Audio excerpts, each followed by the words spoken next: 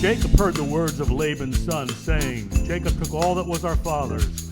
All the wealth our fathers had acquired. Laban's visage became somewhat undesired. The Lord said to Jacob, go to the land of your fathers and to your family, and I will be with you. Jacob called Rachel and Leah to the field, saying, your father's face is troubled. Things are about to fall through. The God of my fathers has been with me. You know, with all my might I have served him.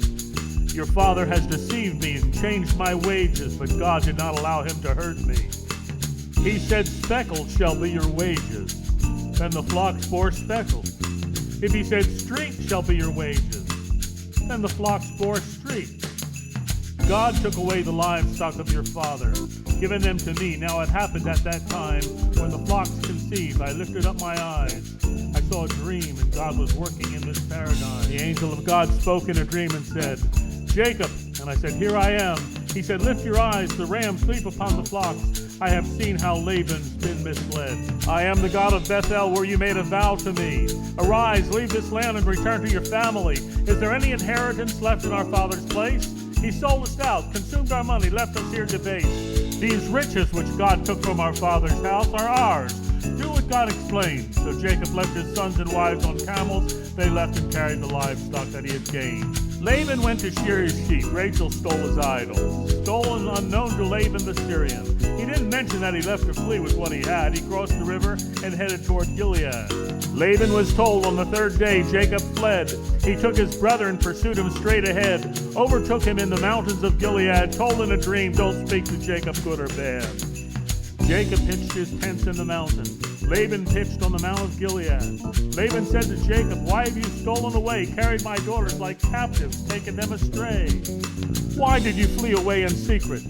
I may have sent you away with joy and song. I wasn't able to kiss my sons and daughters. In doing so, you have acted in the wrong. It's in my power to do you harm, but God spoke to me. Be careful that you speak to Jacob neither good or bad. You left because you greatly longed for your father's home. Why did you steal my gods and leave me all alone? Jacob answered and said, because I was afraid. Perhaps you'll take my daughters from me by force. With whomever you find the gods, do not let him live. But Jacob didn't know what Rachel did.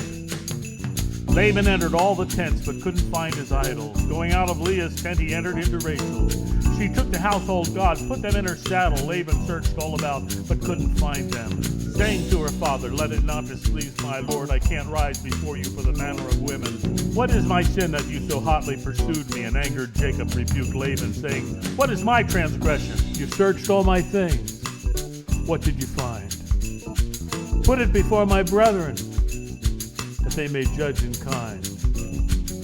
For 20 years I've been with you. You haven't lost a goat. I've also not eaten any of the rams of your flock.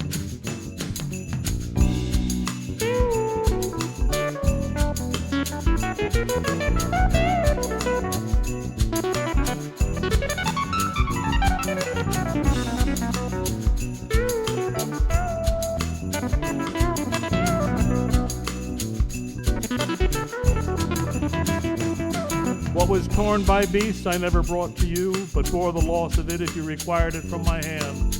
Whether stolen by day or stolen by night, I was in the frost by night, sleep went from my eyes. I've been with you now for 20 years, serving 14 for your daughters and 6 more for your flocks.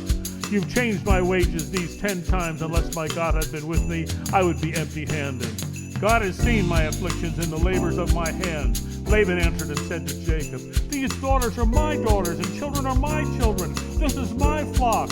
All that you see is mine. What can I do this day to these my daughters, or to the children whom they've borne? Let's make a covenant, you and I, and let it be a witness. So Jacob took a stone and set it up as a pillar. Jacob said, gather stones and put them on a heap.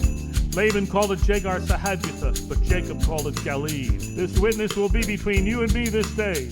The Lord watch between you and me when we're absent one from another. You afflict my daughters or take other wives for yourselves. Although no man is with us, God is the witness. Then Laban said to Jacob, here's the heap, here's the pillar, which I have placed between you and me. This heap is a witness, and this pillar is a witness, that I will not pass beyond this heap to you. You will not pass beyond this heap and pillar to me. The God of Abraham, God of their father, judge between us. Jacob swore by the fear of Isaac. Jacob offered to sacrifice, called his brethren to eat bread, stayed all night on the mountain. Early in the morning, Laban rose and kissed his children. He blessed them. Then Laban departed to his place.